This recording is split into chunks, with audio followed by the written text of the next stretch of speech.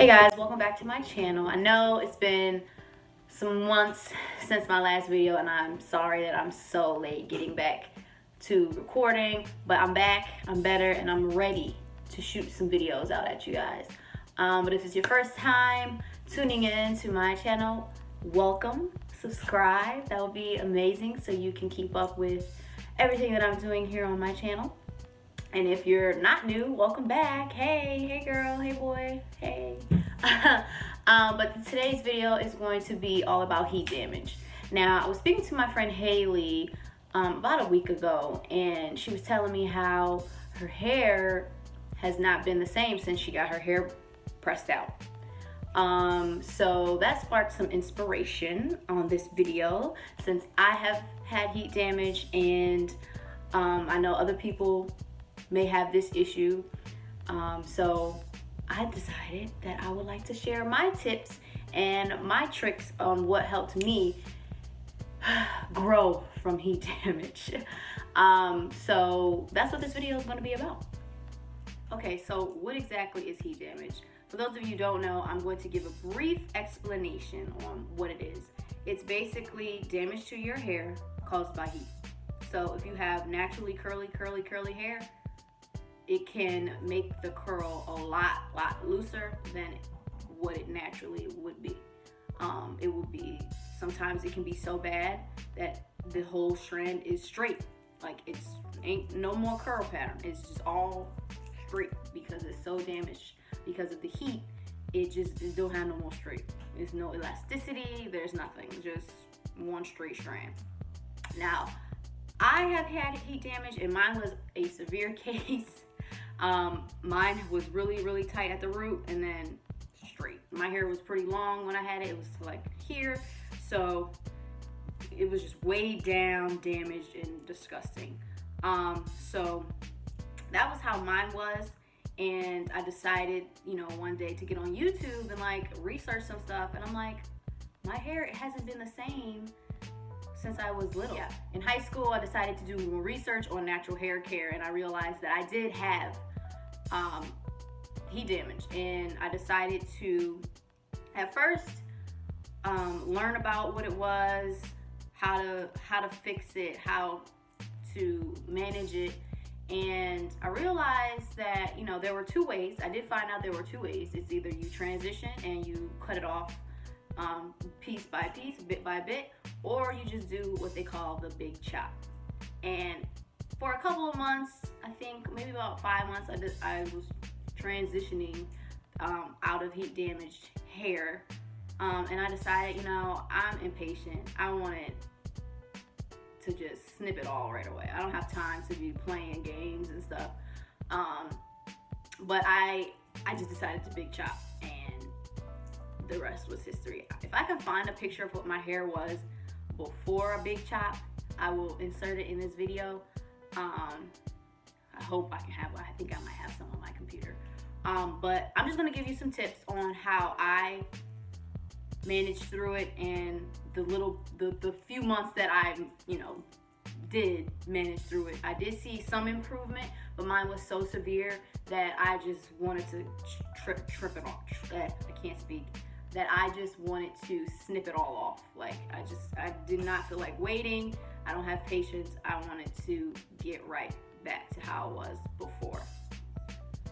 So the first tip I would say when you have heat damage hair and you're trying to grow your natural hair pattern back is cut out all heat application. Like, no blow drying, no flat iron, no curling. Your hair is already damaged and you're trying to get it back healthy. Why keep adding the problem to your hair? Your problem is the heat, which damaged your strands. So why keep adding that back to your hair if you're trying to move forward and progress? That doesn't make sense. So you gotta cut it out, throw it out, put it away, give it to a friend. Get rid of the heat. Stop putting that heat on your head. The second thing I would do is to create a routine, create a regimen. Figure out what is exactly wrong with your hair. Assess the scene. Figure out what's going on. You figured out you had heat damage. Now, how do you want to take care of that? get a routine that you're going to do weekly. So if you want to cleanse the hair weekly, I suggest giving a nice cleanse every week and a nice conditioning every week, because you don't want to keep leaving that build up product on your hair, and then it will be weighing your hair down. So cleanse weekly, shampoo and condition weekly. Step number 2, I would suggest in moisturizing daily. When your hair is damaged, your hair is lacking the moisture that it needs. So you want to keep adding in the moisture so that your hair does not break off, because when you have damaged hair, it tends to break off easily, and you want to keep that very moisturized and lubricated with tons of moisture, so that it doesn't get dry, because damaged hair tends to be super duper dry, and you don't want that when you already are trying to nurse your hair back to life. So moisturize daily. Get you a leave-in, some spray, some water, and some conditioner mixture. If you want a budget, put some water in a spray bottle, mix some conditioner in there. There you go, your daily moisturizer. Get a leave-in. Moisturize with oil. You want to make sure your hair and scalp are nicely oiled so that it can help create growth faster. So moisturize daily, very important. So the next suggestion I would say would be to adding in some type of protein. Protein treatments are amazing if you have dry, brittle, damaged hair. They will help add in strength to your hair, because when your hair is damaged, it's pretty weak. So you want to add strength, protein to your hair. And the one that I used to use a lot is the Apogee 2-step protein treatment. Now that's some heavy duty stuff, super duper strong. Now if it's your first time and you're really trying to get your hair back, you want to start off with something a little strong, because you're lacking a lot if your hair is already damaged. So start off with that. But I definitely did see a improvement in how my hair was after like 2 times after using it. So it comes with the protein, which is the first step, and then the second step is adding in the moisture, because when you do protein treatments, your hair, baby, it is super duper dry. So you want to, like I said, add in that moisture. So that's part of the 2-step process, adding in protein. But once you start, getting it in, get in the habit of actually going through your routine, you can maybe slim down to a not so strong of a treatment. But on the bottle, it does say you don't do this like every 2 weeks or every week. This is like a every 6 to 8 week thing. Like too much protein, you give protein overload, and you don't want that.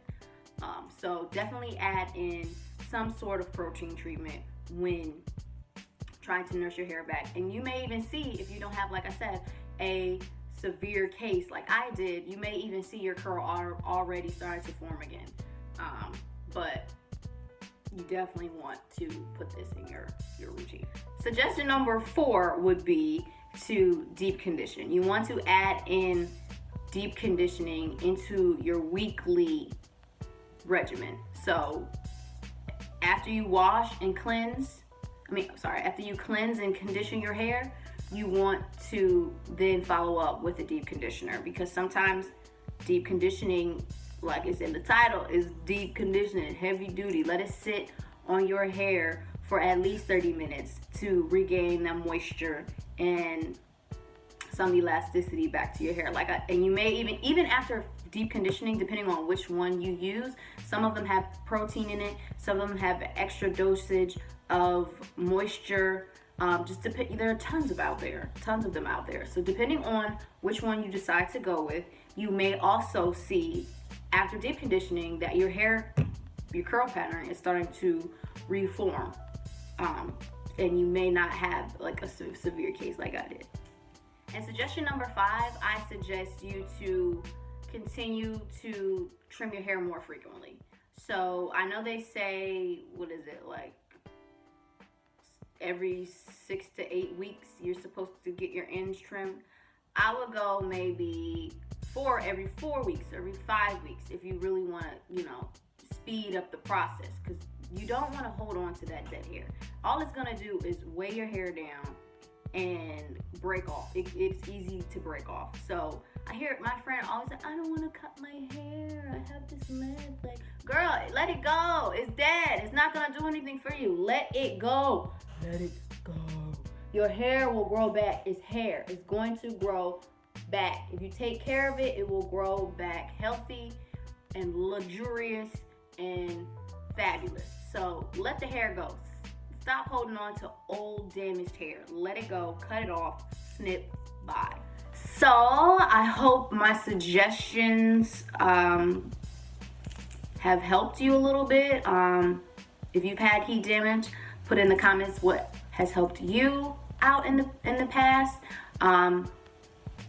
If you have any tips to give to anybody else, put it in the comments below. If you want to see any more videos on hair and hair care, put it in below. If you have any suggestions you want to see on my channel, put it below. And one more thing, if you're not subscribed,